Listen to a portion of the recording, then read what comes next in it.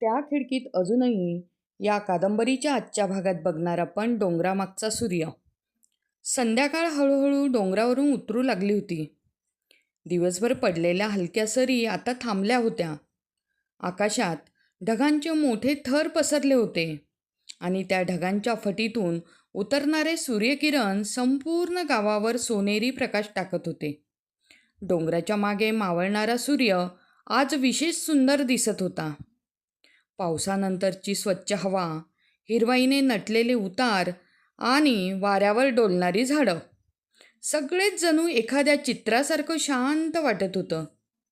सारंग त्या संध्याकाळी डोंगरावर एकटाच आला होता.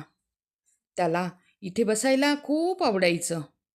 वरून दिसणारं गाव, मंदिराचा कळस, दूर दिसणारा पुरातन वाडा, हे सगळं त्याच्या मनाला नेहमी शांत करायचं.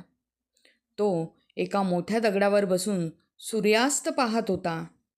वाऱ्याने त्याचे केस हलकेच उडत होते. दूर पक्ष्यांचे थवे त्यांच्या घरट्यांकडे परतत होते आणि त्या शांत क्षणी त्याच्या मनात पुन्हा वैदेही आली.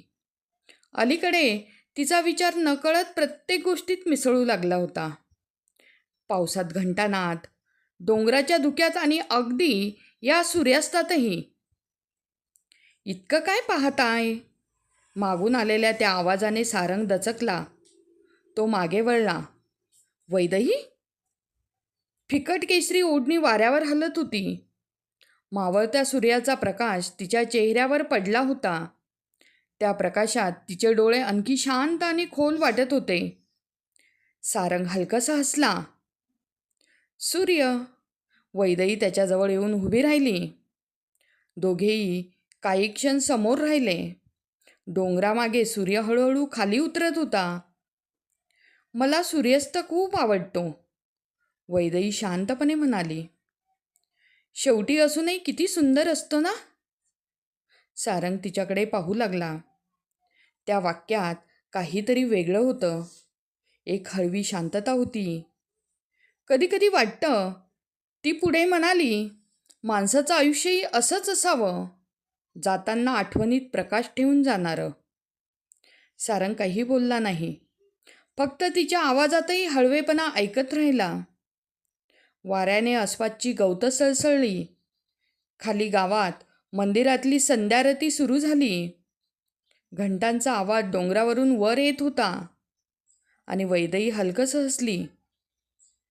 तुम्ही फार शांत असता. आणि सारंग बोलला, तुम्ही फार बोलता, आणि हसला. ती नकळत हसू लागली.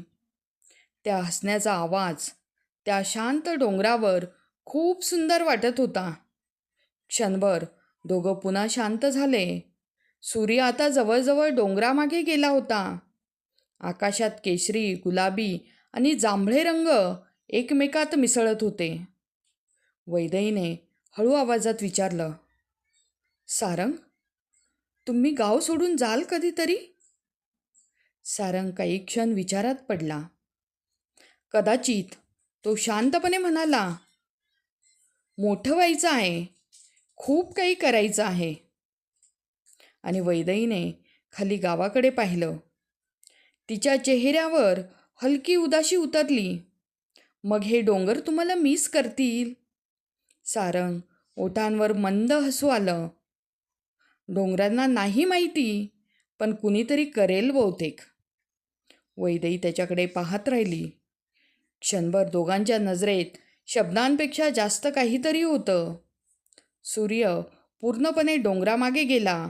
आकाश हळूहळू गडद होऊ लागलं आणि त्या संध्याकाळी दोन मनांनी पहिल्यांदाच विरहाची हलकी भीती अनुभवली.